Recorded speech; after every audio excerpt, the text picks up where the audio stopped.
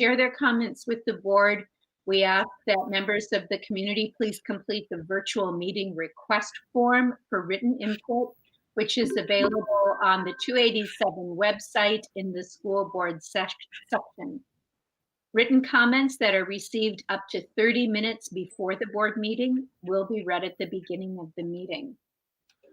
And then just a general reminder to all of us, I think we're getting the hang of virtual meetings at this point, but a reminder to go on to mute when we're not speaking and turn mics on when it's time to speak. Please identify yourself before speaking, and do not engage in text during the meeting, as this is an open meeting. And with our virtual meetings, all of our votes will be taken by a roll call, which will be led by Crystal Brecky. So at this time, I'm going to invite Ruthie Dallas to read the mission statement for 287. The mission of Intermediate District 287 is to be the premier provider of, do you hear me? Yes, thank you. Premier provider of innovative specialized services to ensure that each member district can meet the unique learning needs of its students. Thank you. And at this time, we'll have board member introductions. And Crystal, could I please ask you to call our names in alphabetical order, and then we can identify ourselves in the districts we represent. Adams. Steve Adams, Hopkins 270. And I am Crystal Brackey from Richfield Public Schools. Casey. Ann Casey, St. Louis Park. Keene. Hi, Andrea Keene, Wayzata. Dallas.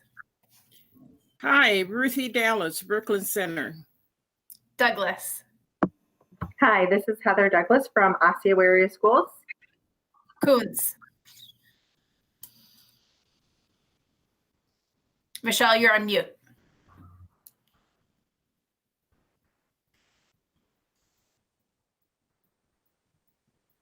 Still can't hear you.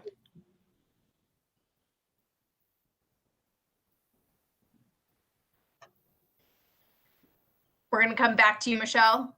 We'll go to Marty. Heidi Marty, West Tonka Schools. Neville. Regina Neville from Medina Schools. Winner of the best background for this meeting, Seidel. Adam Seidel, Eden Prairie School District 272. We're going to come back to Coons.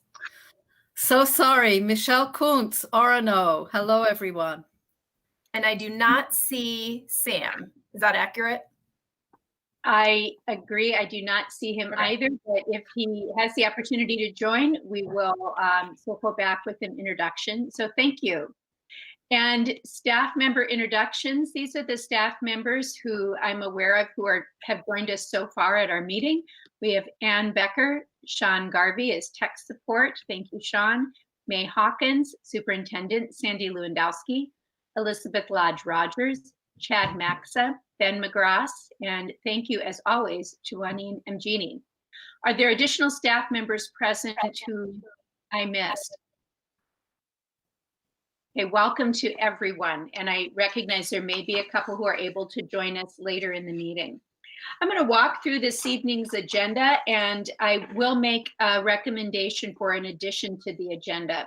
But the agenda as prepared for this evening includes our regular consent agenda. We will have a superintendent's report about strategic priorities and distance learning survey results. We will have a resolution regarding our stance against Asian American discrimination and information about AMSD. We will have a business services and labor relations report that includes a financial report action item. Board business will include a chair report with a closed session for superintendent evaluation. And we'll finish the meeting this evening with our AMSD report and once around the table updates. I would like to propose an amendment to the agenda by adding some remarks from myself as board chair. This would be inserted after item 4, the approval of the consent agenda. And these remarks will be followed by a request for approval from the board regarding signature of the document. Is there a motion to make this amendment as presented? So moved. Heather Douglas. Thank you. Second, Steve Adams. Steve, thank you very much. Crystal, would you please call the roll? Adams. Yes. Brackey is a yes. Casey. Yes. Keen. Yes. Dallas. Yes.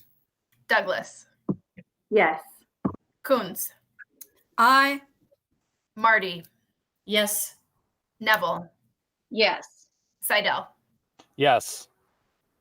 Thank you. And we will add that amendment as approved. And so now I will ask for a motion to accept the full agenda as amended. I'm going to pause for a moment and welcome Sam Sant. Sam, could you please introduce yourself and the district you represent?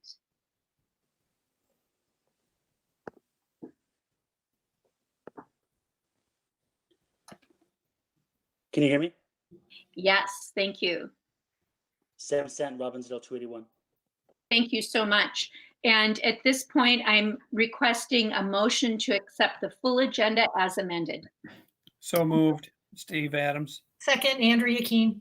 Moved by Steve and seconded by Andrea. Thank you. Crystal, would you please call the roll? Adams. Yes. Brackey is yes. Casey. Yes. Keen. Yes. Dallas. Yes. Douglas. Yes. Coons. Aye. Marty. Yes. Neville. Yes. Sant. Yes. Seidel. Yes. Thank you very much. Motion carries. Juanine, are there any requests for audience opportunity to speak this evening? No, we haven't had any. Thank you very much. At this point, we will move on to item 4, approval of the consent agenda. Are there any items anyone would like removed from the consent agenda for separate consideration? No items. I just have a question. Are we approving both meeting minutes in one motion, or are we doing them separately? My understanding is that they would be approved together, but is there any reason that this should be considered differently? So does that clarify your question, Crystal? Yes. Thank you. And did I miss any other comments on that? And I am looking for raising hands. So if someone chooses to raise their hand for a comment or question, I am keeping an eye on that. But if for some reason I missed it, just wave into the screen because I'll figure that out as well. So thank you. Is there a motion to accept the consent agenda as printed? So moved. Moved by Ruth. Dallas. Second. Heather Second. Douglas. That was seconded by Heather? Yes. Thank you. Moved by Ruthie, seconded by Heather. Thank you. Crystal, would you please call the roll? Adams. Yes. Brackey is yes. Casey. Yes. Keen. Yes. Dallas. Yes. Douglas. Yes. Coons. Aye. Marty. Yes. Neville. Yes. Sant. Yes. Seidel. Yes. Thank you very much. The consent agenda is approved. At this Madam time, Chair, can I ask? Yes. This is Adam. Can I ask a point of clarification real quick? I'm just on the technology. Certainly. Sorry to interrupt. I'm trying to get used to following along on BoardBook Premier here instead of yes. reading the.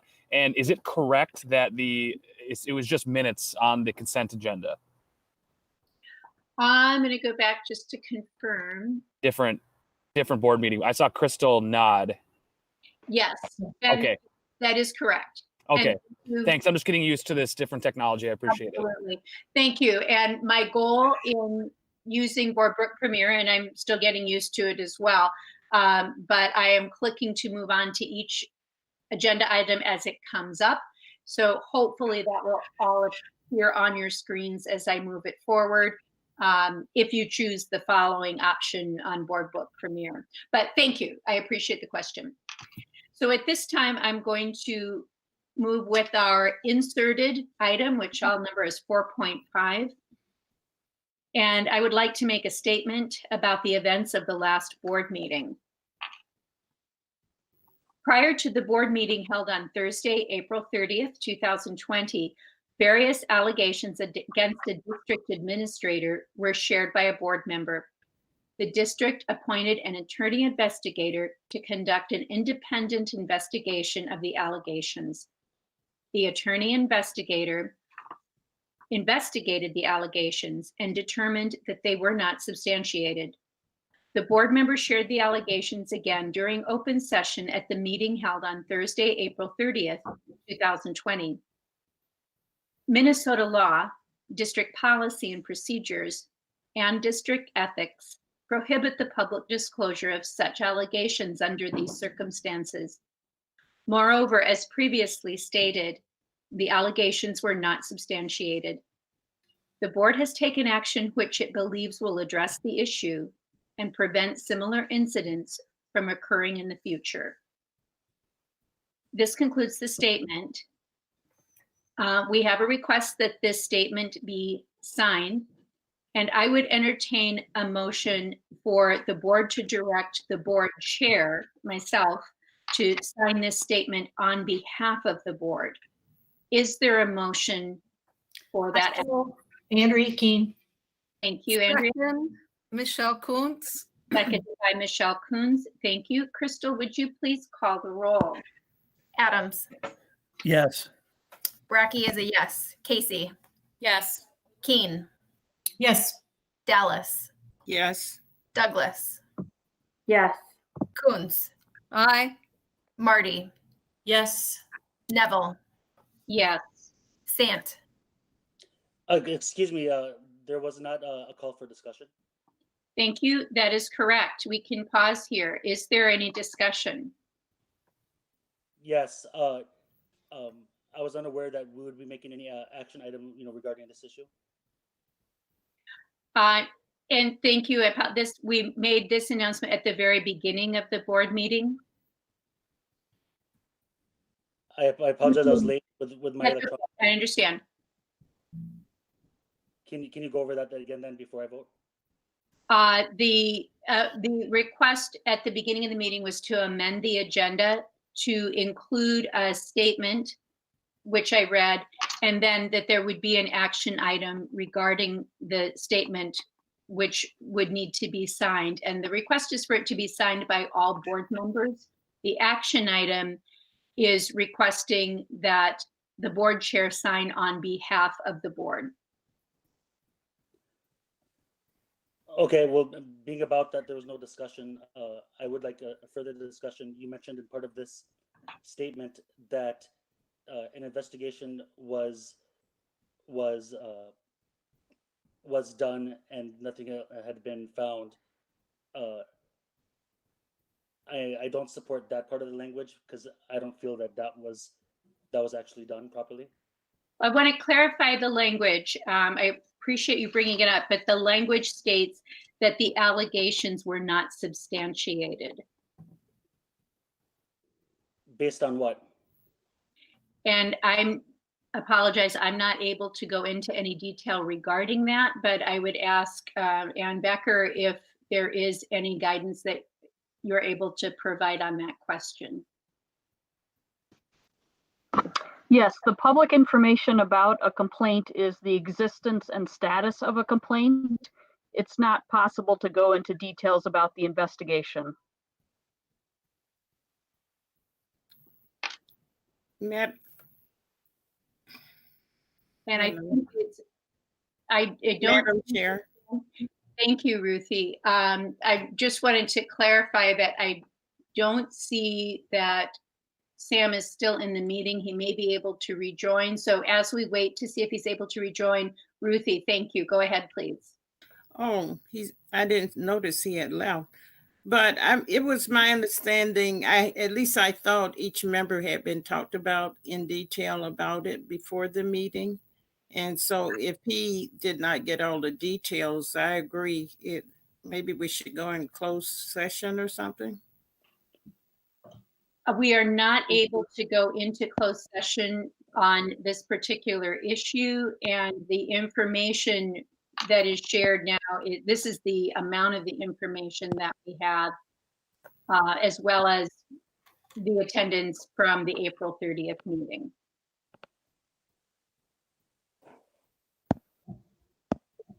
So it appears that everyone hasn't gotten all the details on the information about the allegations.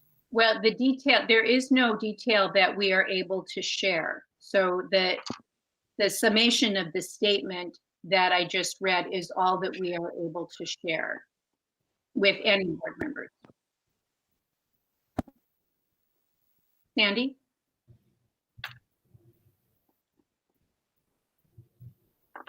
I wonder if Anne might just explain why this is not, we're not able to go into closed per Ruthie's request. Thank you. There are very limited circumstances in which a board can go into closed session. One of those is to preliminarily consider allegations against an employee. We are not at that point. We are past that point, and there are no other options for going into closed session that would apply. Thank you. Does that help clarify the question that you had, Ruthie? It clarifies it, but it doesn't seem appropriate that all members are not on the same wavelength or on board with the same understanding. But there isn't, I recognize that understanding may be different. There isn't information that is shared with board members beyond what I've just shared at the meeting.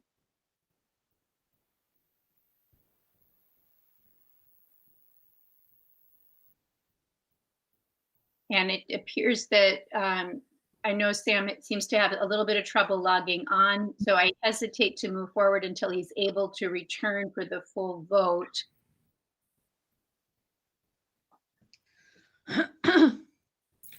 Madam Chair, do you think Sam has understanding of what the allegations are? I would rather that Sam speak to that, but we're not, well, he can't speak to it in terms of his understanding, whether he has understanding that. I can't speak for Sam regarding that, but we aren't able to go into any details with any individual board member. Madam Chair. Yes. This is Adam. Any allegations or non-allegations are absolutely not under the current discussion of this board, nor are they before the board. We are discussing our chair signing a resolution dealing with board policy. We are not discussing allegations. I want to make that very clear on the record. And we cannot discuss allegations in this forum that we are right now. So I just want to make that very, very clear. Thank you, Adam. I appreciate it, and I endorse that statement. It's simply about approval of my signature on the statement. Madam Chair, this is Director Douglas. Can I just add something to what Adam shared with us? Thank you. Yes. Thank you. I just wanted to add that I think that as a board, it would be prudent for us, as I shared with you earlier, that we come together and reevaluate what our roles and responsibilities are as a board to make sure that everyone is clear about acceptable and unacceptable conversations around the board table and during a public meeting. Thank you, Heather. I agree. And that is part of our planned board steps for going forward, is to continue with our education and reinforcement of the seriousness of data privacy law and adhering to data privacy law, the open meeting law, our board ethics policy, and our role in governance and policy and not management. And supervision of staff rests specifically under the direction of our superintendent and her staff, not with the board. So I do appreciate that clarification. We will have continued discussion about that as a board. I regret that board member Sand is appearing to have some trouble logging on to the meeting. I do want to continue to move forward out of respect for everyone's time.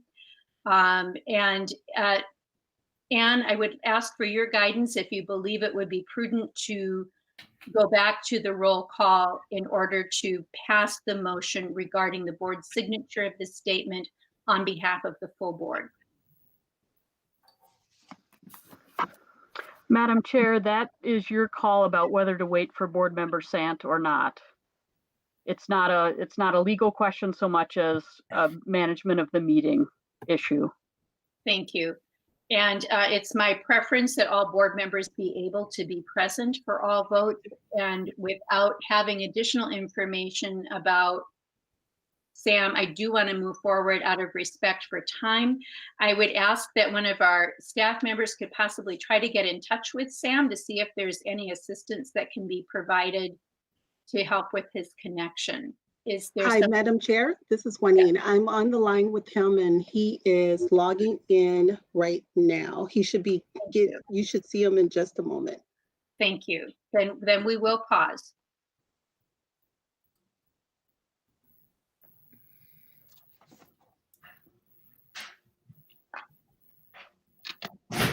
Hello.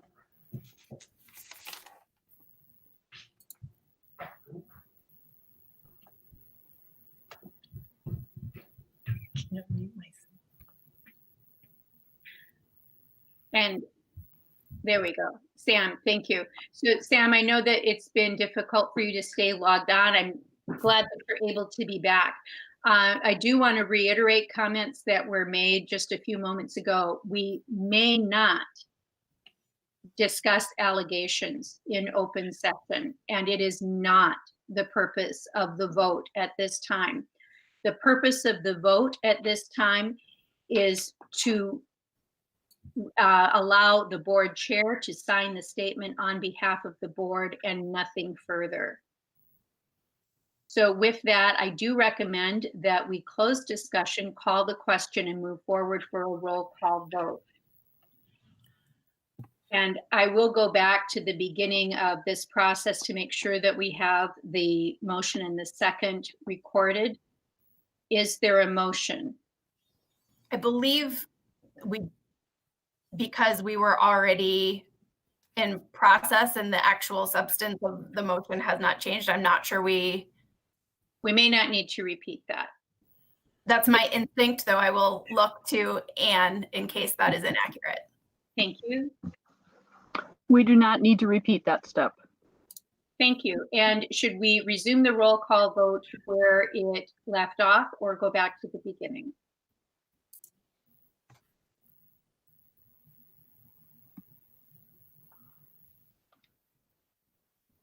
I think in terms of clarity, it probably makes sense to start the roll call vote again. Thank you. And thank you, Crystal, if you could continue at the beginning with the roll call vote. Okay, so just to reiterate, the vote here is to authorize Regina as the board chair to sign the statement on behalf of the board. Adam? Yes. Bracky is a yes. Casey? Yes. Keen? Yes. Dallas? Abstain. Douglas? Yes. Coons? Aye. Marty? Yes. Neville? Yes. Sant? Abstain. Seidel? Yes. Thank you. The motion carries with 2 abstentions. So at this point, given that the motion has passed, I will sign the statement on behalf of the board, and the signed statement will be placed in the district administrator's personnel file at her request, with the administrator's name in place of a district administrator. I also want to add a comment that I believe I speak for the board when I say that we highly value and tremendously respect the talented and hardworking leaders of this district. And our actions as well as our words need to reflect that. So as we stated previously in some of our comments, the board will continue with education and training regarding our obligations to uphold the open meeting law, to uphold data privacy law, to recognize our role in governance and policymaking and not management, and to abide by the board's code of ethics as written in the bylaws. So thank you all very much. I appreciate the addition of this item into the agenda. At this point in time, we're going to move forward with the superintendent's report, and we'll begin with strategic priorities and distance learning survey results. Thank you, Madam Chair and board members. I'm really pleased tonight to invite Ben and Elizabeth and Chad to make a presentation on surveys we've done. As you know, we have a new Uber goal this year that really focused on coherence around our strategic priorities, but we've also been doing something we didn't plan on at the beginning of the year, which was go to distance learning. And we just want to make sure that you are aware of the progress on those surveys. And so I'm going to turn it over to Ben and Elizabeth and Chad at this point. Thank you, Madam Chair, and thank you, members of the board and Superintendent Lewandowski. Ben and I and Chad are going to walk through our survey results, and Ben is going to share his screen, which I appreciate very much. We have a survey that we do with our staff focusing on the areas of coherence and specific to Sandy's Uber goal, Superintendent Lewandowski's Uber goal, as well as our strategic priorities. So today we're going to provide you an overview of that survey, and then hopefully give you a little clarity on what we've done for kind of a formative assessment, if you will, in progress assessment on how distance learning is going from our staff's perspective and from our family's perspective. So that is our hope today, to give you this overview. The survey on our strategic priorities, Chad will talk a little bit more about, but again, we want to keep track of, are we working within a framework in which all our staff understand what those priorities are and how we're doing in beginning the implementation of those areas. And the second, I already mentioned, that we wanted to do a check and see how distance learning is going. We recognize that we're likely going to be doing this at least intermittently for a while longer, and wanted to get a gauge and also be able to respond as quickly, as nimbly as we can to our staff needs and our families' needs. So with that, I'm going to let Chad talk a little bit about Sandy's Uber goal. Good evening, Madam Chair and board directors. I'll make this brief. I just want to bring us back to what Sandy was alluding to earlier, that early this year we brought to the board Sandy's Uber goal around coherence, which is really, you know, what is in the hearts and the minds of all staff, from leadership down to the staff at the sites. We've linked in Sandy's Uber goal for your reference here. And as Sandy also mentioned, we certainly had no idea this pandemic was going to hit. And so it certainly slowed progress on some. But what I would highlight is the measurements 1 through 4, we've made significant progress on, and continue to work on the other KPI related items. So that's really what I wanted to highlight. And I think as Ben goes over the survey results, you'll have a pretty clear understanding of the progress that we've made, which in my mind has been very substantial based on the results we've received. And with that, I'll turn it over to Ben. All right, good evening. Again, this is Ben McGrath, the Executive Director of School and Student Outcomes. Madam Chair, members of the board, Superintendent Lewandowski, thank you for giving us this opportunity to share some information with you tonight. I'm going to start with just a few slides on background. First off, the staff survey on distance learning and the staff survey on our strategic priorities and creating coherence across our district, those surveys are now closed.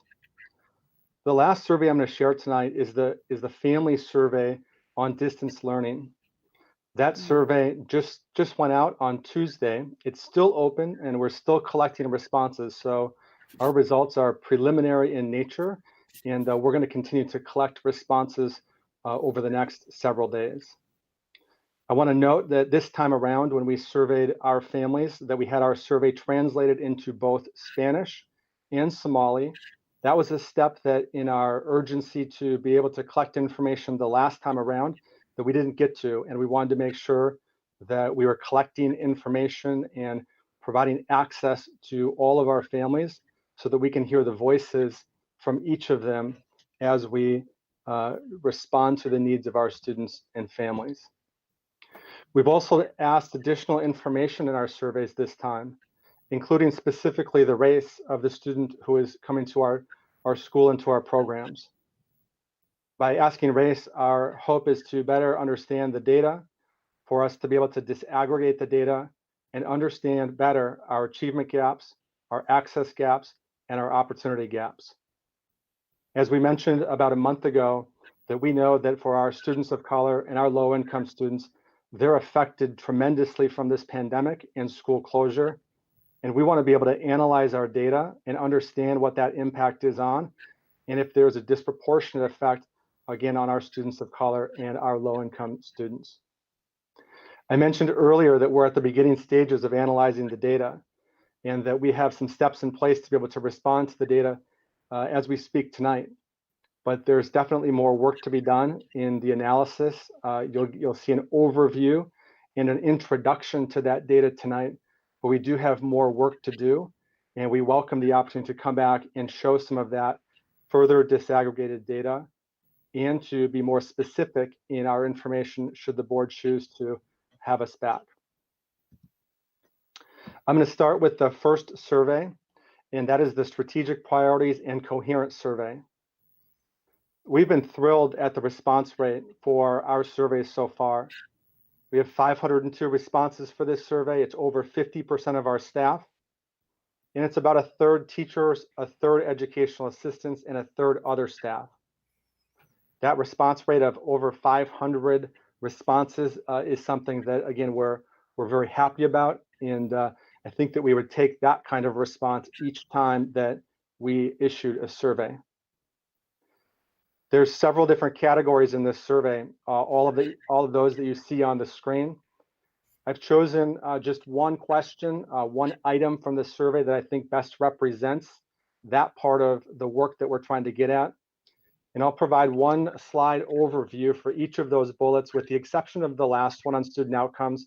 I think that we've been able to cover the gist and the big picture of the survey with those first 6 bullets.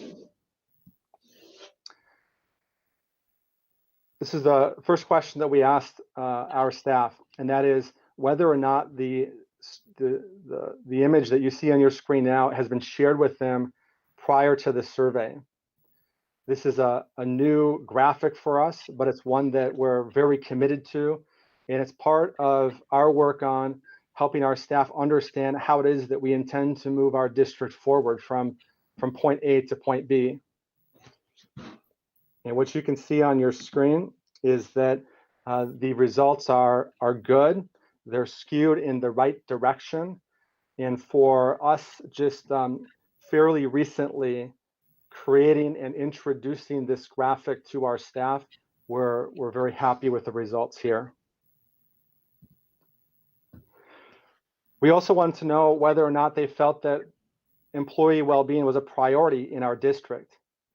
We asked this question of everybody, and so there's 502 responses here, and the vast majority, as you can see, nearly 370 responses agreed or strongly agreed that indeed, employee well-being is a priority here in District 287. We have several questions around our racially and culturally responsive environment in 287, but one in particular that we've been working on for a number of years in our district, and that's around the racial equity work of increasing the racial consciousness and awareness of our staff. That work over the last 2 years has resulted in the responses that you see here. Of the 502 responses that we have well over 400 responses in agree or strongly agree. Again, I think this is a credit to the focus on that particular aspect of racial equity and our commitment to raising that awareness with our staff over the last 2 years. Fairly new to our strategic priorities, certainly not new to our work in 287, is the work around trauma and being more healing centered in our approach. But it is new in the way that we've captured it into our strategic priorities. So when we ask this question about the commitment that staff feel in regards to our work and increasing their capacity to educate students using trauma-sensitive and healing-centered practices, we too were very happy with the results here, where we see that the vast majority of our staff agree that we're committed to this work of creating a trauma-sensitive and healing-centered environment for our students. The last question in this survey is on evidence-based instruction. You can see that the total responses here is 367, not 502, because we didn't ask Local 284 this question. But we thought this was an important starting point for our staff, that if they knew how to identify evidence-based instruction, and if they had that as a starting point to be able to discern between what is evidence-based and what is not, they are more likely to choose the evidence-based approach and use that in their instruction with students.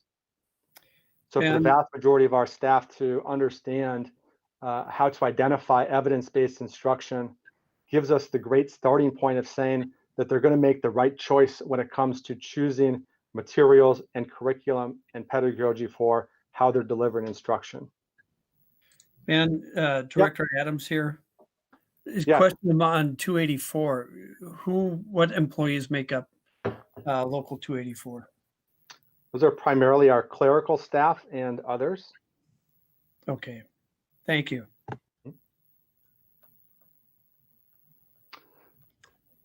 I'll share the second survey here, which is on our distance learning survey that we gave to staff. And again, as Elizabeth mentioned, we see this as about a halfway point in our school closure and distance learning. And that halfway point is really both a formative check on how are we doing so far, what kind of modifications and adjustments do we need to make as we go forward, and what lessons can we learn when we think about distance learning in the future. Should we still be in distance learning in the fall, there are many lessons that we have learned and that we wanted to make sure we capture those from our staff. Again, you can see even a better response rate here of 565 responses. That's almost 60% of our staff. And there's 3 categories: student learning and well-being, professional support, and self-care and staff well-being. We wanted to know what method of instructional delivery are our teachers using. We were here back at the beginning of distance learning and school closure, and we talked about the different pathways that we were training our teachers on, choosing pathway 1, 2, or 3, whichever they felt they were going to be able to deliver instruction the best with and students to learn from. And we wanted to know which pathway did they choose. And what you can see here is that many of our staff chose the online only pathway.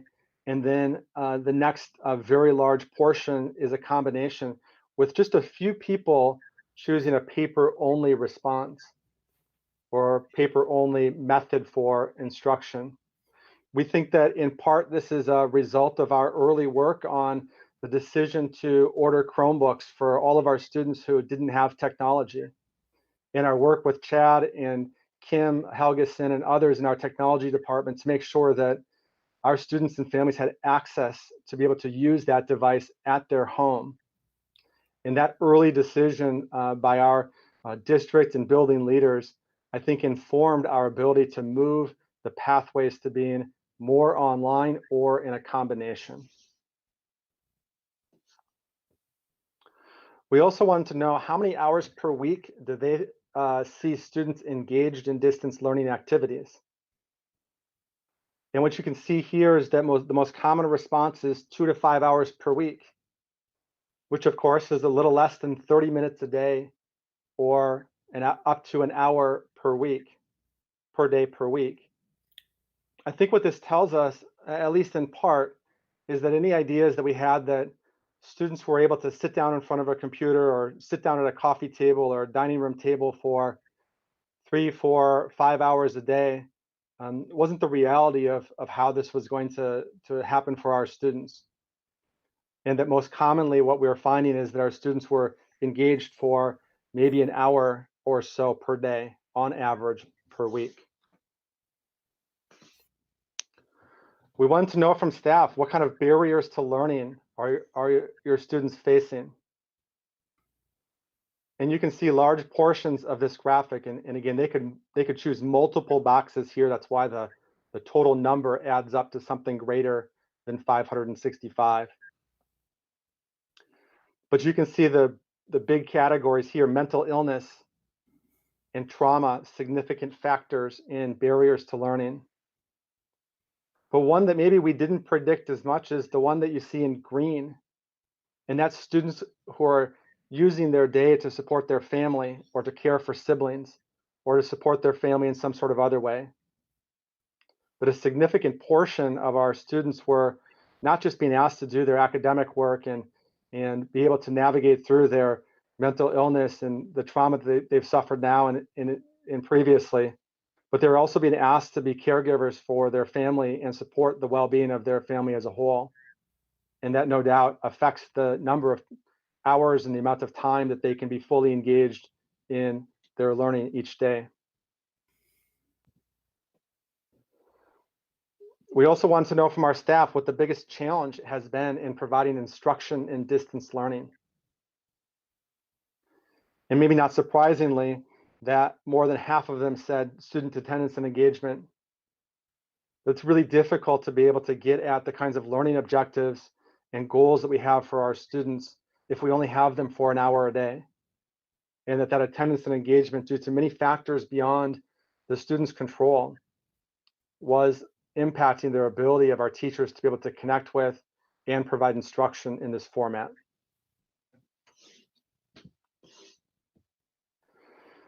Shifting over to the self-care and well-being of our staff.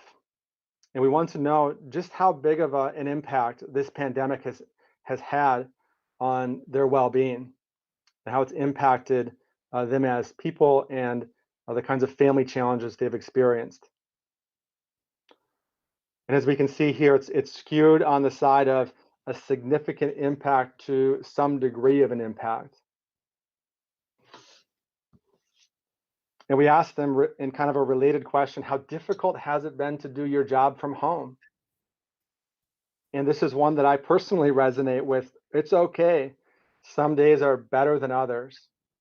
That some days the distance learning and working from home feels like I've got this and this feels comfortable. But on other days, the personal connection that I feel like I have with others, both at the district office and in our sites, doesn't quite feel the same.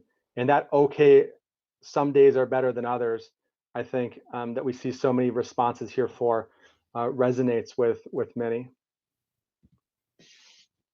Lastly, and then I just have a few closing slides and then we'll open it for questions.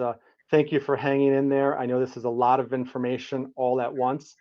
This section is shorter, mostly because the family survey that we sent out just went out on Tuesday and it's still open. The data that you see here that we just added today at around noon is just 82 responses. We certainly hope to and plan to have more responses from our families, but we're early in the data collection. There's 3 categories to this survey: satisfaction, access and support, and mindset. We asked the same question to our families about how much time per week is your student working in school and doing academic work. And what we see here is really alignment back to the way that the staff answered this question. And seeing the responses here from families that about 2 to 5 hours per week that their student is engaged in academic work, and that being roughly the same answer that we're hearing from our staff, gives us some confidence in the amount of time that our students are engaged in academic work. And it's somewhere around an hour a day is what we're hearing from our families and from our staff for most students. We want to know about the degree that stress is impacting their students' well-being and ability to focus on learning. And the results so far are fairly split, with the left side of your screen being very low impact and the right side being very high impact. We think that data here on this question will become more clear as we collect more responses. I believe this is my last slide, and then I have just a few comments from staff and families, and then we're to questions. But we asked about distance learning being in place until the end of the school year, and we asked what kinds of changes we should make to support students better than what we have. And what we see here are responses in a large section dedicated to more social engagement. We've really heard that from the beginning, though, from research, from reporting, anecdotally from our teachers, and now we're seeing here again from our families, that perhaps the most important thing that we do in distance learning is we connect and engage our students with our wonderful staff members in District 287. And that if we can do more of that, that indeed is our gateway to be able to provide the kind of academic instructional work that we want for our teachers to be working with our students. But the social connection in many cases has to come first, particularly with our students. I also don't want to lose here the 23 responses who said, don't change anything, it's working great. And for a primarily setting for special education district like ours, to hear a large portion of our responses, and I know it's early, but to say that the way that you've taken on distance learning is working out great and don't change anything, I think we're all pretty happy with seeing some of those early results. I wanted to share just a few comments from staff and a few comments from our families. The first one is from a staff member on the staff survey. And this staff member says, a student that's been one of the most challenging I've had in 14 years as an educator has turned a corner and has become acutely aware of how much the staff have supported her. She is doing so much better than I had anticipated. She's craving the connection and taking it seriously and appears to appreciate the support offered instead of pushing us away. So thankful. And seeing students finally connect with one another over Google Meet has been special. Families and students overall are being challenged and are under stress. Being consistent for families and students has been what works for me. We have talked about that structure for our students and supporting the structure and consistency in the homes of our kids from the beginning, and seeing it pay off for this particular staff member was very refreshing and supportive of our early work. Lastly, here are just a couple notes from families and related to what I was just sharing. This family member says it's helpful to have a schedule or a task list for each day. It's also helpful that my son's social worker has been meeting with him weekly. That structure and consistency of the daily schedule, but also speaks to the importance of social workers and mental health workers in our district. And very lastly here, the biggest challenge with distance learning is the lack of socialization and doing school at home. Many of my son's IEP goals are surrounding social skills, and it's been challenging for him missing the social aspect of school. You can improve distance learning with more opportunities for social engagement, but that comes with challenges too. My son is so over Zoom meetings. And aren't we all?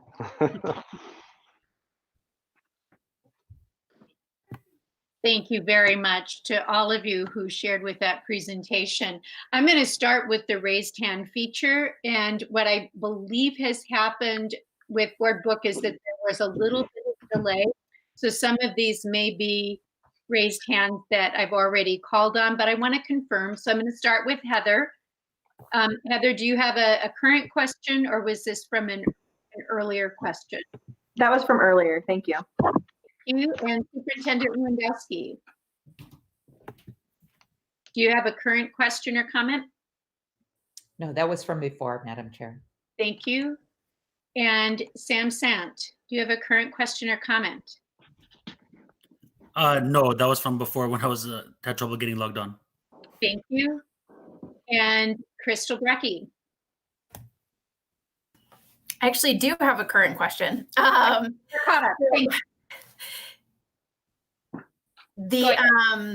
want to make sure I understand the question that we asked around the hours per week, because the way that I was interpreting the question is that is what people are saying students are actually doing from both the teacher side and from the family side. Is that accurate?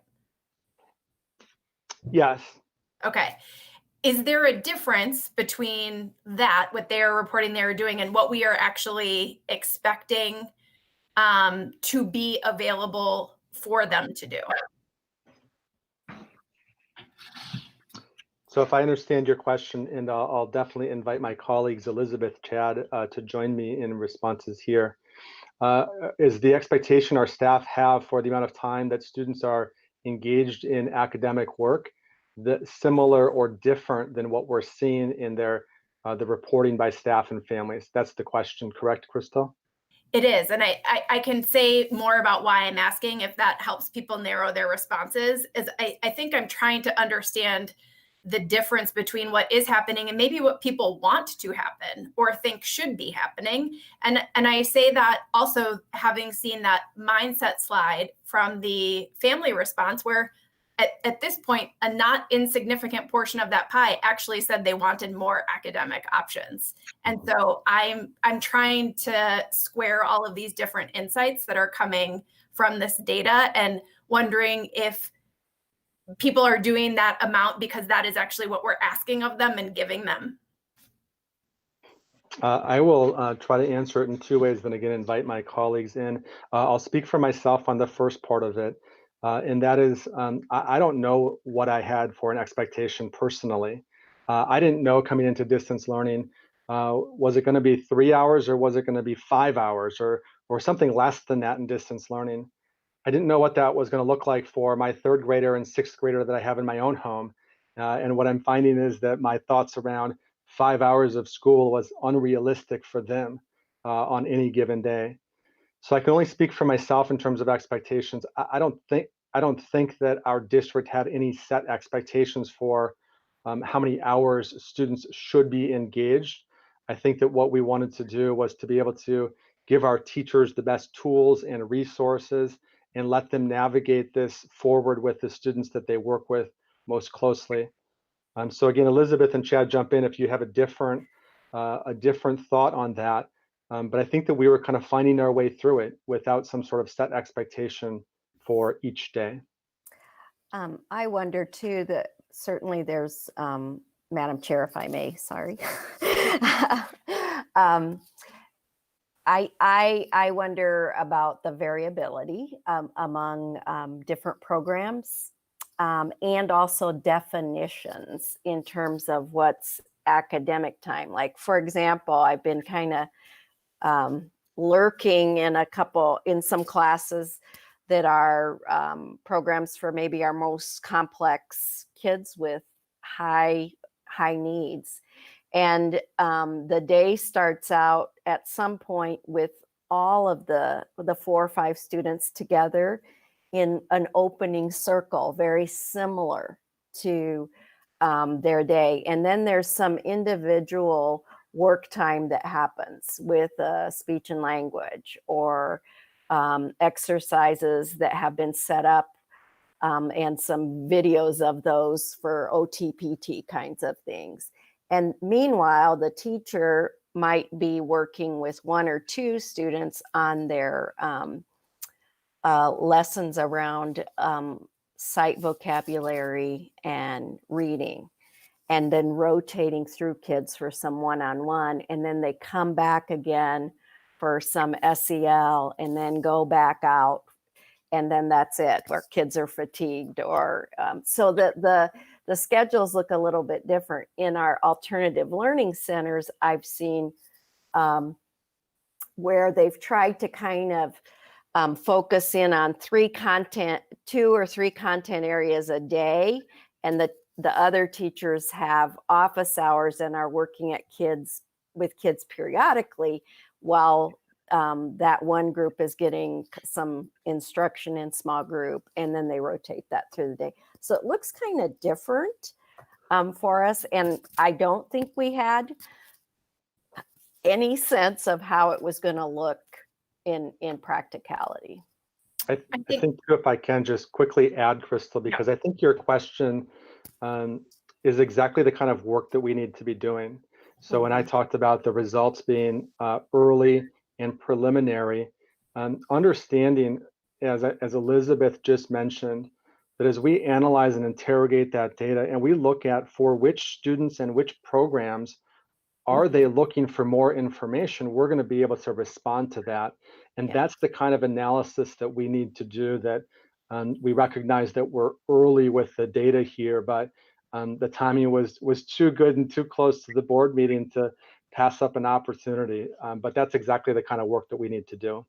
Well, that was my follow-up, is that at our next board meeting, I think it would be helpful to see some of the ways in which we're responding once we have that critical mass on the sort of program or more individualized basis, because I absolutely understand this is not a one-size-fits-all system or time. And the only other thing I would say, and then I know Heather has something she wants to ask too, is just considering whether or not directly asking students via student surveys is something that could still possibly happen as well. And I will end there. Thank you. There are 3 questions queued up. We'll hear from Steve Adams, followed by Adam Seidel, and then Heather Douglas. So Steve, your question or comment, please. Yeah, thank you, Chair Neville.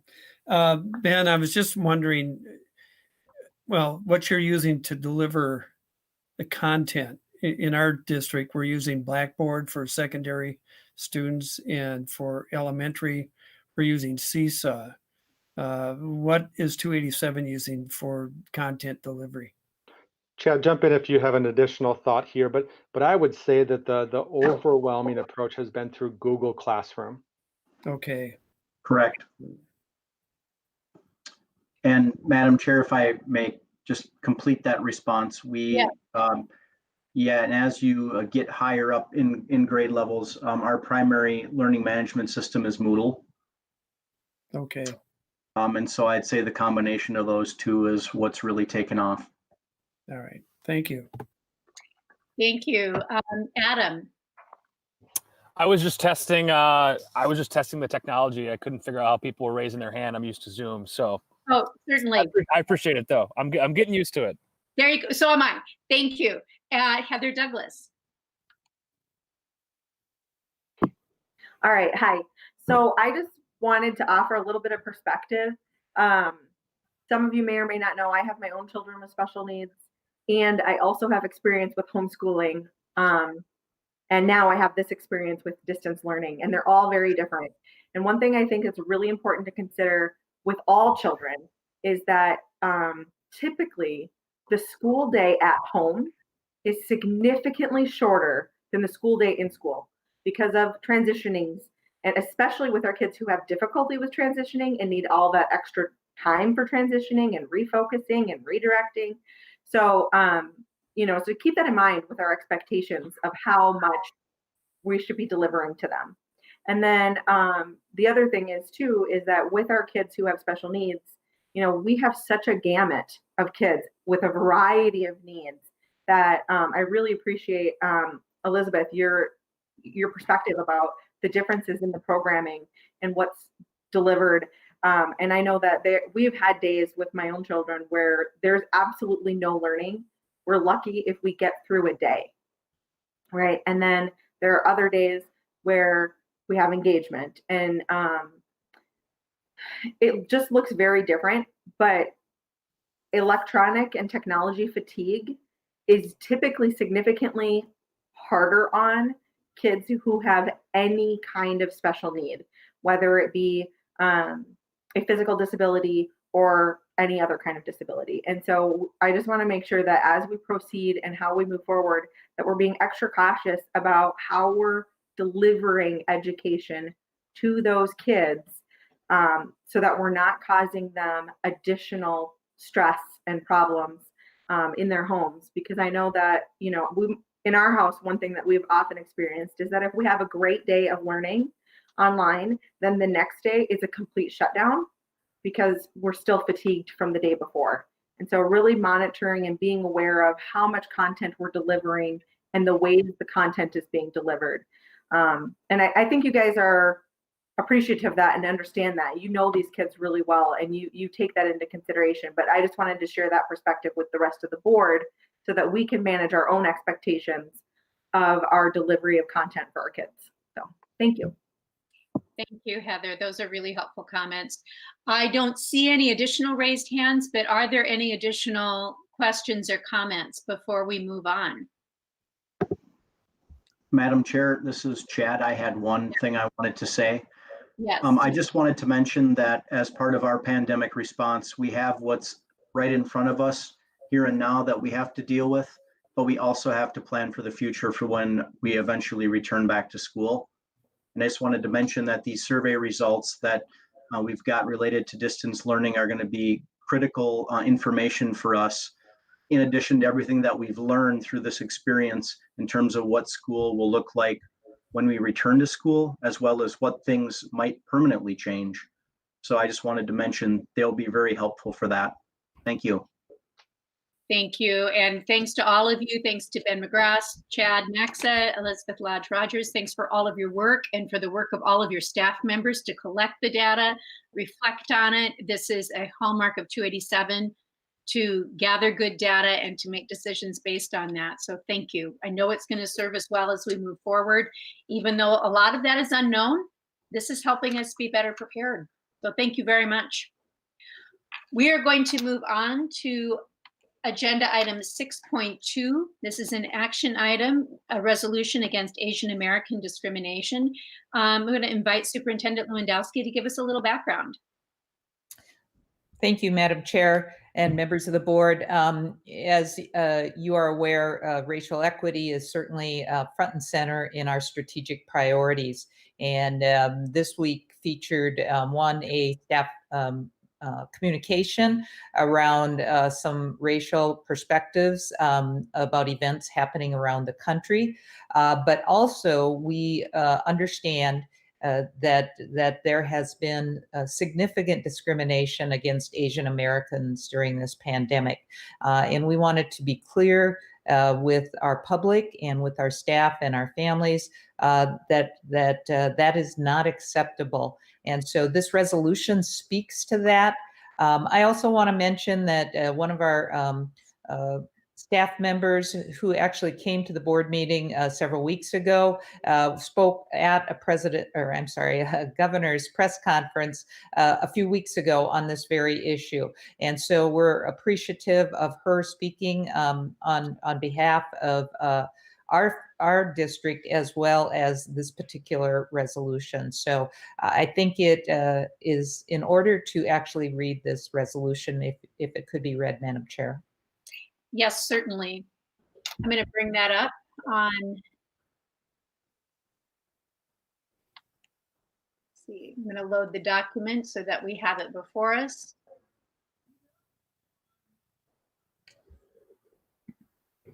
Now I'm looking at how to make it bigger. There we go. Okay, so Superintendent Lewandowski, do you recommend that we read it at this time or following discussion? Madam Chair, I think reading it at this time would be most appropriate. Absolutely. This is a resolution denouncing xenophobia and anti-Asian sentiment arising due to fears of the COVID-19 pandemic and affirming the board's commitment to the well-being and safety of all communities.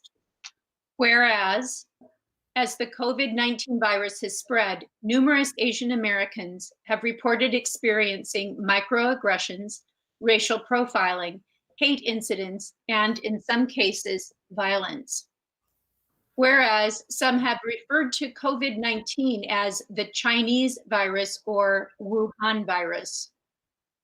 Whereas the World Health Organization, WHO, and the Centers for Disease Control and Prevention, CDC, recognize that naming COVID-19 by its geographic location or linking COVID-19 to a specific ethnicity perpetrates stigma.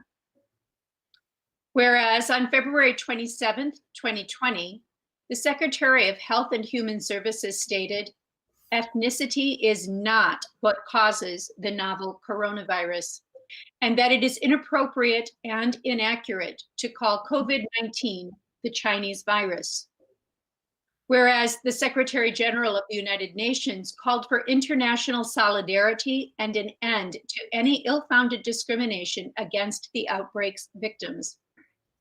Whereas the Intermediate District 287 Board wishes to affirm its commitment to the well-being and safety of all communities and condemn harassment, discrimination, and violence against any person, be it resolved by the School Board of Intermediate District 287, State of Minnesota, as follows.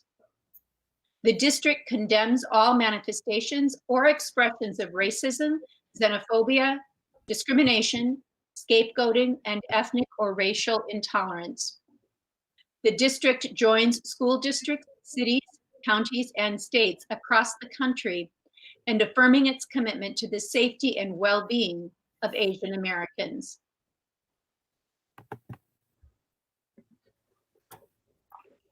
And Superintendent Lewandowski, would you like to add any additional comments before we open up for questions and comments? No, it can be open, Madam Chair. Thank you. So are there any questions or comments regarding this proposed resolution? Madam Chair, Steve Adams here. Yes, Steve, thank you. It was at least in my board book, the resolution is different than what you just stated. So I'm going to ask, that was dated May 12th as what's in board book premiere. Yeah. And is there anyone who can provide clarification regarding a difference in resolutions?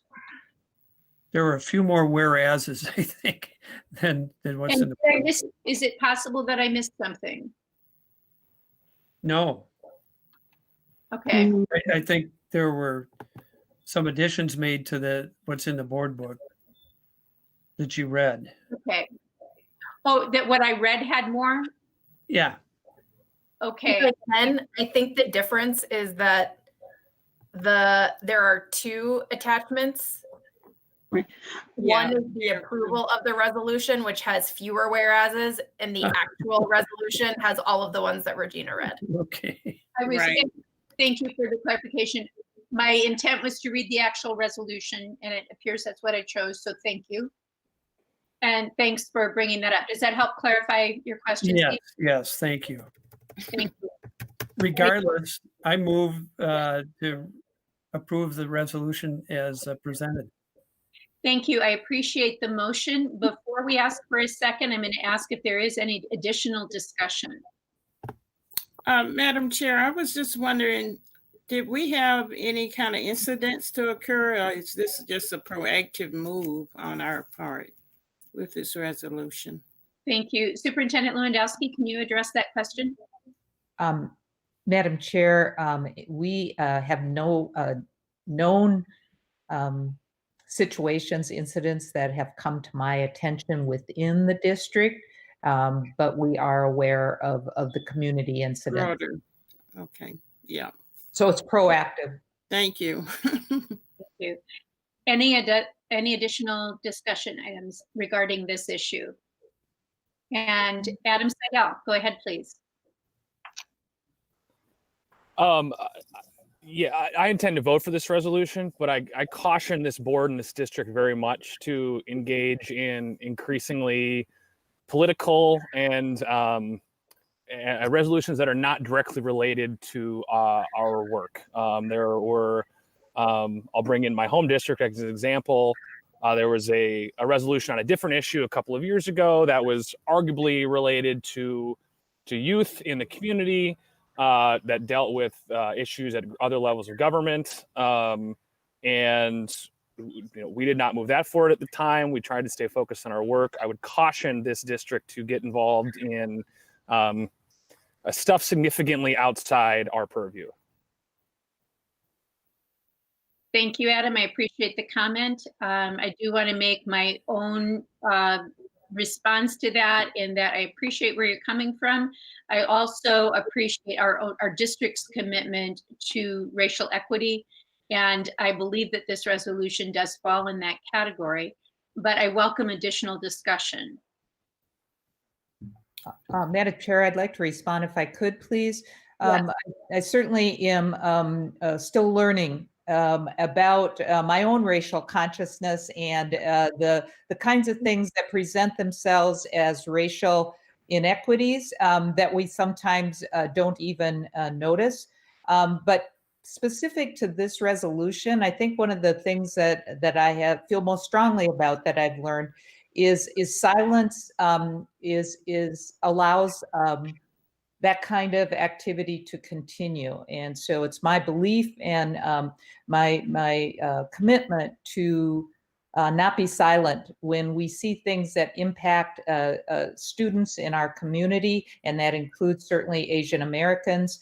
And for that reason, that's why I believe it's important to state it as such. I certainly recognize some of the inherent dangers of speaking up, but in this matter, it's something that I believe in order to move forward our racial equity work, we do need to speak up and not be silent. And again, that's the reason I brought this resolution for board consideration.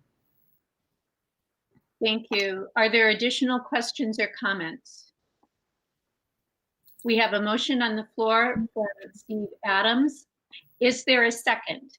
Second. Seconded by Sam Sant. Thank you. Andrea or Crystal, would you please call the roll? Adams. Yes. Brackey is a yes. Casey. Yes.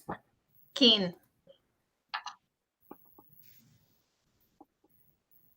It looked, Andrea, I can kind of see you moving, but I didn't hear anything.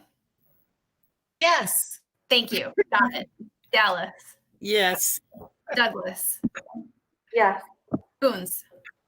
Yes. Marty. Yes. Neville. Yes. Sant. Yes. Seidel. Yes. Thank you. The motion carries. We're going to move on with the next item, 6.3, Association of Metropolitan School Districts Reimagine Minnesota Virtual Conference. Superintendent Lewandowski, could you provide an update? Yes, thank you. I believe I've been to 2 discussions now since distance learning has begun with the participants in Reimagine Minnesota, and many of which are your member districts as well. And I think this is one of the most exciting times. This has been a long journey for this movement, and yet the distance learning has sparked a lot of conversation and a lot of thinking about possibilities. And that excitement and enthusiasm seems to be growing. And the flyer you see in your packet is an invitation that will include board members, an invitation for board members to participate. So I wanted to bring it to your attention. If you are able to participate on June 17th in the morning, I think it would be a helpful conversation for you as board members, and I wanted to specifically bring it to your attention. Thank you. And are there any questions or comments? Andrea? I apologize, I don't have my board book open. I wanted to thank Sandy for bringing this to our attention, and I just wanted to offer a few more details so that you'll be enticed to attend. I think it's going to be a really great opportunity. It started out as kind of a general beginner's orientation for Reimagine Minnesota for all board members, because if you don't attend AMSD or if your district doesn't do a lot of equity work, you may not really even know what it is or how it started or what the action plan is. So it started out as kind of a Reimagine Minnesota 101, but then things kind of shifted once we started distance learning, and there are concerns especially about equity and distance learning. So it's going to be kind of a balanced day of learning about Reimagine Minnesota and then looking at action items and doing some breakout sessions to make it very actionable so that you feel like you've really going away with a plan for what you can do next. And I'll also share with you that there will be a keynote speaker. Lieutenant Governor Peggy Flanagan will be coming to do the keynote. And there is no charge to attend. It's being funded by the Minneapolis Foundation. So hope you can all attend. Should be great. Thank you. Adam Seidel, you have a question or comment? No, so that hand raise is vestigial. That is, I do not. Okay, but wanted to check. Thank you. Any other questions or comments? What was the date on that again? The Reimagine conference? 17th of June? Yep. Yes. It's from 9 a.m. until noon. So it'll be a virtual again? Yep, it'll be Zoom. Okay, thank you. Additional questions or comments? Thank you so much. We're going to move on to our business services and labor relations report. We have a finance update. So May Hawkins, welcome. Good evening, board chair and board members. So I'm bringing you the March end of quarter financial report. And so I'll just kind of try to be as brief as I can here. So the revenues, we're at 61.4% of budget. So that's below the prior 2 years percentages, which is kind of what we were expecting. Expenditures were at 63.3% of budget, which is very similar to the prior 2 years. Investments earned $9,649 in interest, and the district did need to pull $7 million from investments for cash flow in the month of March. The LTFM bonds are down to about $170,000, and that will be used, as we've talked about before, for the Ann Bremer Education Center Phase 3 work, which is actually kind of is starting already. The cash balance for March 2019 is very similar to the cash balance for March 2018. The ALC ADMs were at 311, which is about 6.7 below last year and about 3 below budget. The NSO ADMs continue to climb, and we're at 908. And so that's 96.25 ADMs higher than the original planning for that program. Career and Pathways, we're at 111 ADMs, which is 17 over budget. And Special Ed ADMs were at 532, which is about 21 ADMs under budget. Care and Treatment total ADMs were about 150, and that is about 41 under budget. Donations for the month of March were a video magnification device. Are there any questions before the board votes on the March financial report? Any questions or comments? Okay, is there a motion to approve the monthly finance report as presented? I so move. This is Andrea Keen. Thank you. Moved by Andrea, Second, Steve Adams. seconded by Steve Adams. Thank you. Crystal, would you please call the roll? Adams. Yes. Brackey is a yes. Casey. Yes. Keen. Yes. Dallas. Ruthie, you're on mute. Yes. Got it. Thank you. Douglas. Yes. Coons. Aye. Marty. Yes. Neville. Yes. Sant. Yes. Seidel. Yes. Thank you. The motion carries. The next item on our agenda is chair report, which includes a closed session for superintendent evaluation. The board may close the meeting pursuant to Minnesota statutes section 13D.05, subdivision 3A, to evaluate the performance of the superintendent. Is there a motion to close the meeting for the evaluation? Before, can I actually ask this is a logistical question? Yes. Because we are virtual, I was wondering if the board is going to move into a separate hangout for the closed session, then come back to this one to adjourn the public meeting. I'm sure there's a plan for it. I would love to know what it is before we do it. Excellent question. Thank you. And I did not clarify that part, but it is something that we did plan for within this context. We do not need to leave, the board members do not need to leave this specific session, but those who are not going to be part of the closed session will log off, and Juanine will confirm for us when we are in closed session before we proceed. And if there's any additional technical background that should be added to that, I invite that at this point.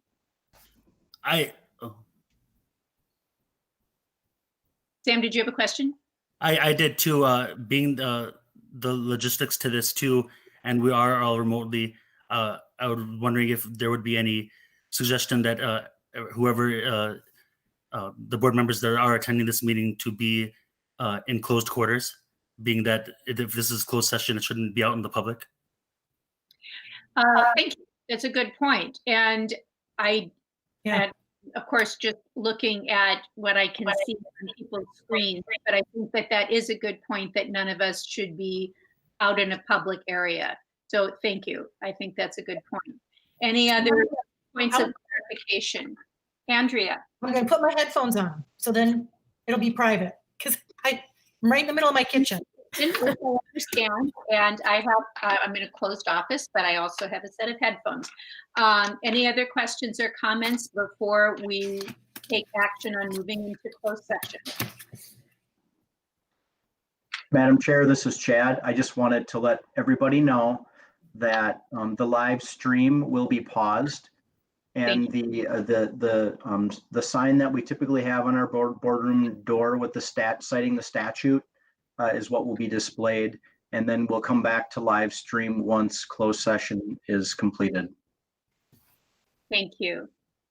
And any other items of clarification regarding the closed session before we move? Okay, and I apologize, I lost track there. I believe there was a motion. There was not. There was not a motion. Thank you. Is there a motion to move into closed session? So moved by Michelle. Moved by Michelle. Ruthie Dallas. Thank you. Seconded by Ruthie Dallas. Crystal, would you please call the roll?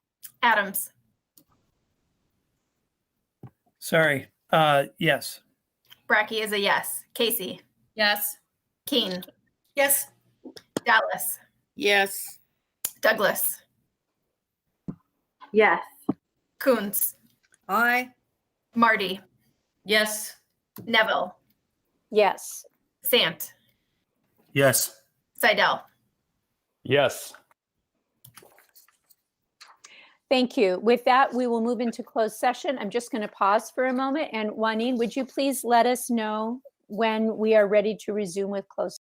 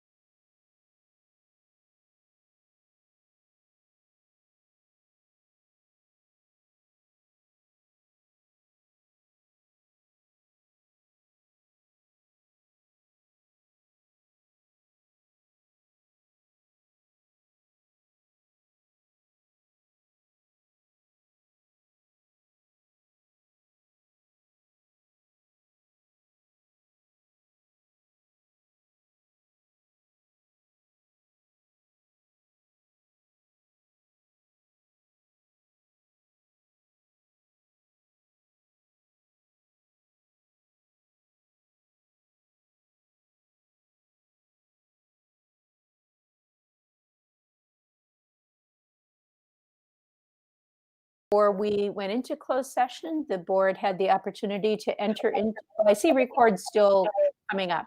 Should I wait just a moment? Yeah, the streaming is going and it's fine. It's fine. Okay, thank you. The board has concluded a closed session for evaluation of the superintendent.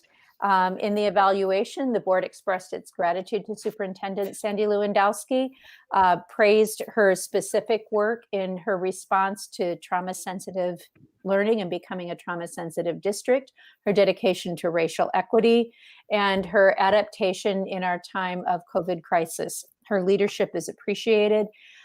We talked about opportunities for improvement, for balance, and for just our general gratitude and appreciation for her leadership. At this point in time, we'll move on to the next item in the agenda, which is the AMSD report. We had a brief reference to some AMSD news earlier, but Andrea, is there additional information you can share? Yes, there is. I promise I'll be brief. But first of all, I wanted to share the exciting news that the AMSD connections for this month stars 287. So wanting maybe send that out to board members who maybe don't have access. But it's a great article about how we've implemented student safety coaches at 287. So definitely worth a read. And I'll give you a quick legislative update.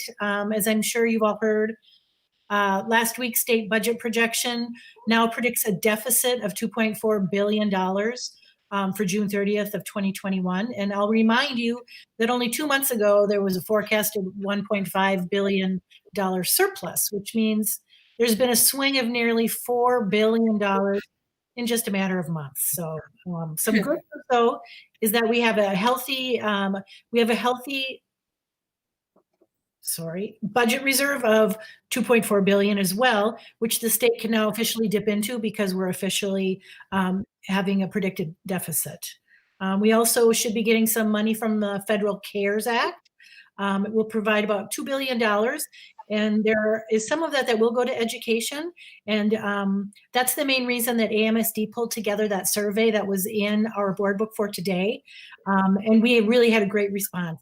33 of the member districts responded and gave very specific information about how it would best help their students in terms of how that CARES money is allocated. So I recommend taking a look at that. And I shared that with all of my Wayzata legislators as well as Dean Phillips' office. And Sandy, I wanted to get some feedback from you if you'd like me to send that off to all of the AMSD legislators as well.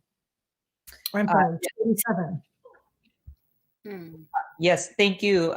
We can talk more at length if that helps, but the big thing for intermediate districts is the CARES bill was the biggest chunk of money coming to schools is going to be allocated on Title I proportions, if you will, and there's already inequities built into that statewide, but we don't get, intermediates don't get any Title I money, so we won't get, what we understand is we won't be part of that pot. So the intermediates quickly asked for a meeting with MDE, and we did get a meeting, and it was, I think that the intent was to be helpful. They did ask us for all the kinds of things that we've been expending money on and didn't have in the budget, just like other districts, of course. And we are making the case that the intermediates should at least get some kind of proportional amount out of the governor's fund that comes with that CARES Act. It's really hard to get an answer on it right now, but we're making that effort. And I think if they understand it, they will find a way to do it. It's just right now they're all very stressed and pulled a lot of different ways. So we just have to keep the messages going to them. That's especially important for us in that although we had it all teed up and we were very close to getting those innovative mental health grants approved again, we had Senator Gazelka's willingness to sign on to the bill, and then the pandemic came, and of course that all became history. So the CARES money, especially in the governor's portion or pot, if you will, is allocated that can be used for mental health, I believe, from what I understand. In any new bill, there's you probably heard about the third stimulus package, and who knows where that will go, right? But there is a considerable pot of money in there for education again, and mental health is really called out in that regard. So we're anxious about how that's all going to play out, along with a lot of other districts. Right. Oh, thanks, Sandy. I really appreciate that update. It's always interesting to hear how things apply so differently to the intermediates versus our own home district. So a couple other quick comments is that, as I'm sure you're aware, the Minnesota legislature constitutionally has to adjourn on Monday. It's very likely that there'll be at least one special session, but only to address the pandemic and the budget situation. Most of the education bills are no longer in play. They are dead. Our lawmakers are not able to scramble at the end of session like they usually do, because conducting most of their business on Zoom really slows things down. In terms of education, the House has approved and moved to the floor bills that provide money to fund hourly workers, and an omnibus finance bill that provides some technical adjustments and waivers so that districts are able to receive the funding that's already slated for this year. Unfortunately, though, and interestingly, I don't remember this ever happening in a session before, the Senate heard lots of bills but did not pass anything or move it to the floor. So the place we're at now is kind of basically the House has all these bills that they've passed. The Senate hasn't passed anything. There's not going to be formal conference committees like we typically have. So it's basically 4 education leaders in a room making the final decisions. It's Carlin Nelson, who is the Senate Education Chair, who made the decision to not pass any bills. And so she's meeting with the 3 leaders from the House, House Finance Policy, and then the Early Childhood Committee. And so the 4 of them have to hammer it out. And it sounds as if it will probably only be bills where they can find complete consensus, are cost neutral. And what's the third element? Cost neutral, consensus. I can't remember what the other thing is, sorry, off the top of my head. But anyway, so it's worth watching and paying attention. And I think bringing up concerns about transparency, because when that's the way the final decisions get made, we have no input. We can't follow it, and we can't really provide our feedback. So I guess the last thing I was going to talk about, which is that Reimagine Minnesota workshop, which we already talked about. So that's it. Thank you very much. Any other updates or comments that anyone would like to share before we move for adjournment? I hope things are going well in your districts. Oh, I see, Sandy, I see that you were waving. Go ahead. I'm never sure whether I should go to the mechanism. It's okay. I'm watching both. I think there is a little bit of delay sometimes on the hand raise, and I realize now it doesn't show if I go to a full screen on an attachment. So I can see your wave. Go ahead. Okay. I just wanted to briefly mention, like your districts, we have been agonizing over graduations and summer programming. And we did have a conversation, the conference call today with the commissioner, as well as a lengthy guidance memo provided guidance on summer and ESY, and allows some choice between blended options of distance and in person, or just distance learning. And so that clarified the options we can have. We're still finalizing the internal recommendation, but in all likelihood, to be able to meet the safety guidelines, we are just not at a point where that can happen. One guideline is to have a predictable environment, and we just don't have a predictable environment, for example. So at every level, we'd find meeting those guidelines almost impossible. So in all likelihood, you'll see a communication from me here within the next few days, probably, about a recommendation that will in all likelihood, lean toward a distance learning option, but we haven't concluded that decision. Same thing with graduation. we went through all the different kinds of options and again, agonizing decisions, but we will probably land on all virtual, and you'll hear more about that as well. There is some discussion about trying to celebrate the graduates in some kind of car parade by their homes, but we're still working on the logistics of that. So that's just an update, and you'll get further clarification and communication in the coming days.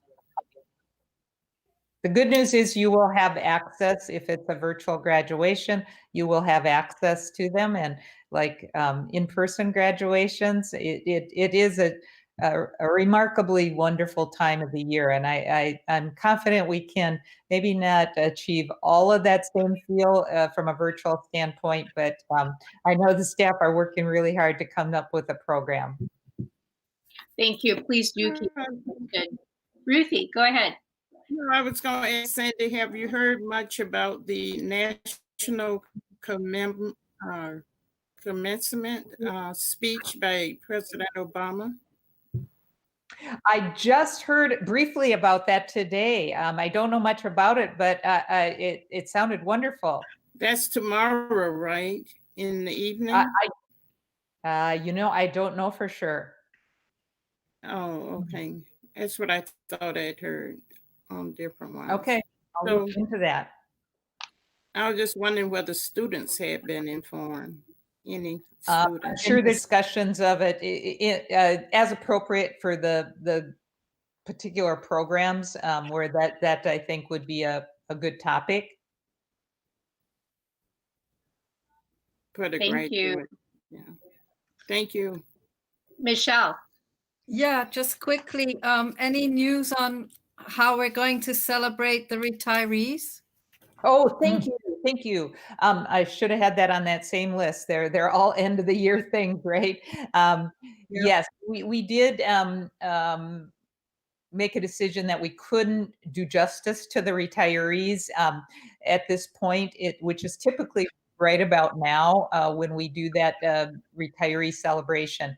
And so we informed the retirees of that, but we sent them a survey to solicit what they think would be good options, one in the summer, one in the fall. We're trying to seek out what they think is the best alternative and then plan accordingly. Yeah, because that's such a shame. Like for the students. It's going to be hard. Yeah. Thank you. Any other questions? With that, I want to thank you all for this is the longest virtual meeting that we've had so far. That we had more work to do, but we are continuing to learn a lot and we're continuing to get work done. So thank you all. Is there comment? Heather Douglas texted me her laptop died and that's why she wasn't able to call. Perhaps another sign of a meeting that has been but with that, is there a motion to adjourn? So moved. Michelle? Second, Andrea. Seconded by Andrea. And Crystal, can you please call the roll? Adam. Yes. Bracky is a yes. Casey. Yes. Keen. Yes. Dallas. Yes. Kuntz. Aye. Marty. Yes. Neville. Yes. Sant. Yes. Seidel. Yes, there we go. Got it. And that's it. So yes, we are adjourned. Thank you all.